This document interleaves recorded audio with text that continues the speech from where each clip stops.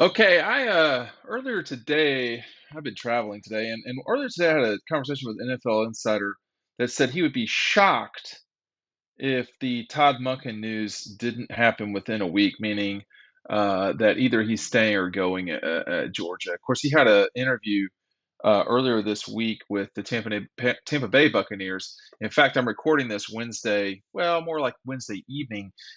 We could know something already. Um, Part of me wonders why and what I mean by the shock statement that the person was talking about was that that things just fall in line in the NFL, and that the sooner that one coordinator gets filled, you've got D'Amico Ryans, if I'm not mistaken, going to the Houston Texans. So things are starting to kind of settle in and settle out. um, and so with Todd Bowles is the head coach at the Bucks still. You're going to see everybody filling out their vacancies quickly.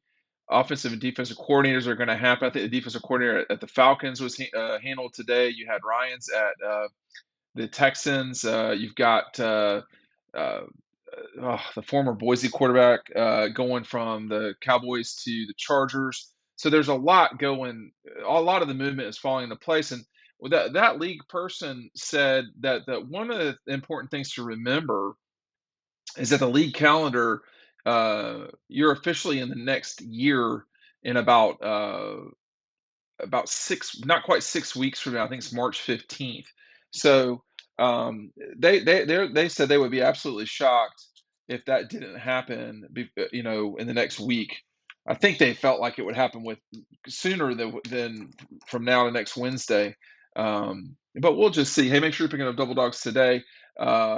We've got this on sale. The link is down below. It's an 80-page hardcover look at Georgia's national championship win, 15-0. And part of the reason why was Todd Monken, right? I mean, Todd was an exceptional play caller. I really re-listened earlier today to the conversation I had with him before the Peach Bowl, and he is a great interview.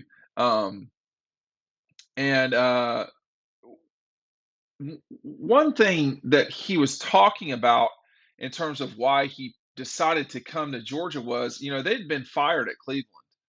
Um, and He was talking with Kirby about you know explosion, etc. And one quote from Todd that was very interesting at the time was he essentially knew he could call anything he wanted because he had a defense that could back him up, and that was, I mean,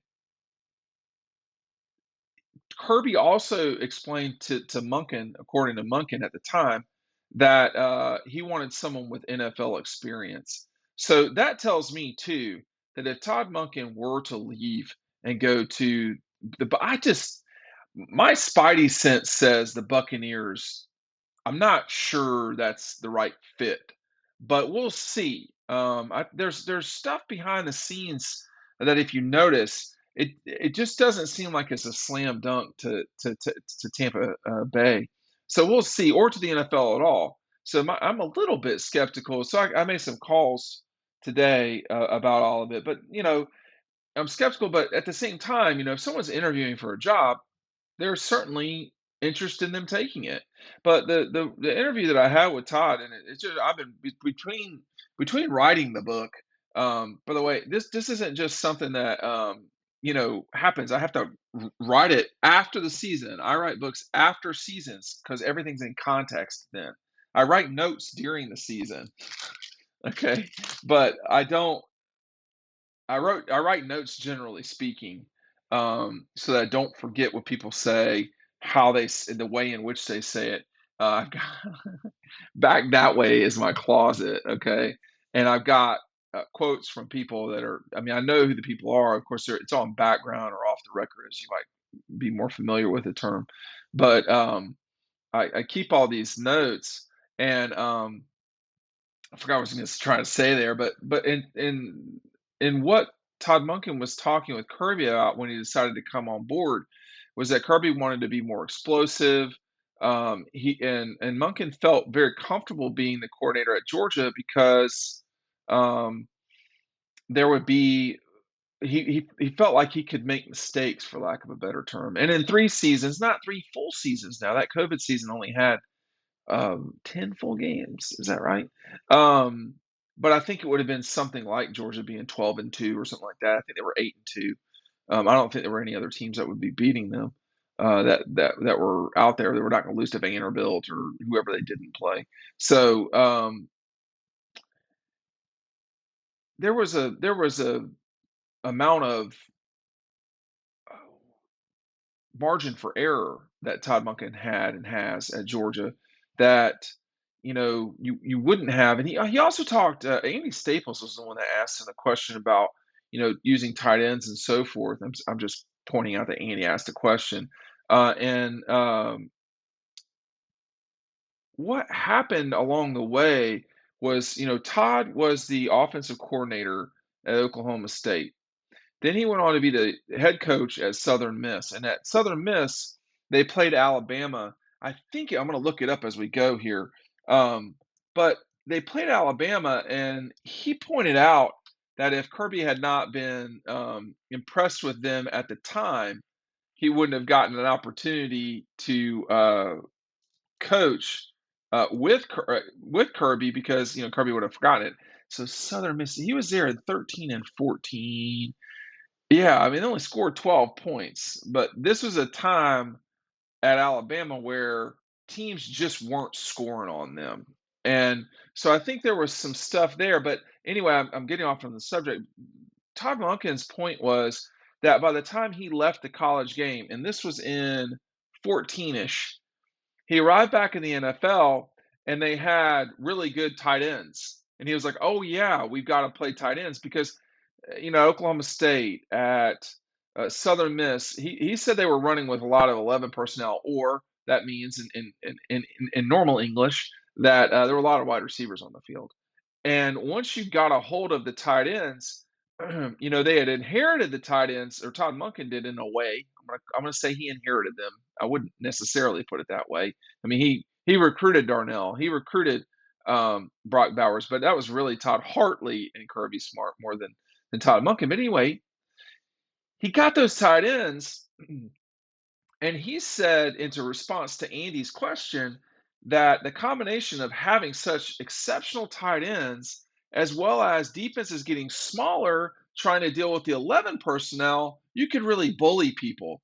And when I talked, I mean, I don't care about saying this. When I talk with Aaron Murray or whoever off the record, they are really like adamant that you can beat people up because of the tight ends Georgia's got. And it's such a structural advantage.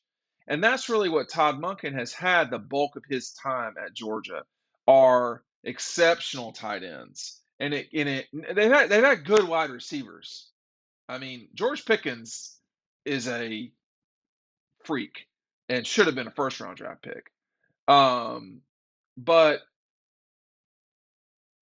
I I think they do have an advantage, not just because of the players. I mean, Georgia has better players than all but one or two teams they play, and in those situations, the players are about the same or they're slightly better than Georgia.